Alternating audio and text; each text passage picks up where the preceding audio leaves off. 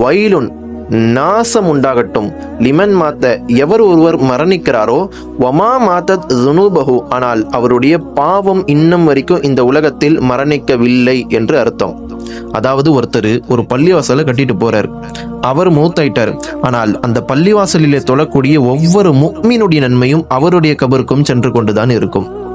நாளுக்கு நாள் அவருடைய தரஜா அவருடைய கபரிலே உயர்ந்து கொண்டுதான் இருக்கும்.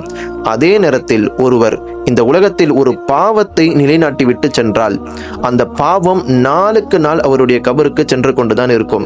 நாளுக்கு நாள் அதாபுகள் அதிகரித்து கொண்டு இருக்கும். அல்லாஹு தஆலா பாதுகாக்க வேண்டும். இன்னைக்கு நிறைய முஸ்லிம் பெண்கள் வரை நல்ல ரீல்ஸ்ல டான்ஸ் எல்லாம் ஆடிட்டு போடுறாங்க, எல்லா சாங்கையும் போடுறாங்க.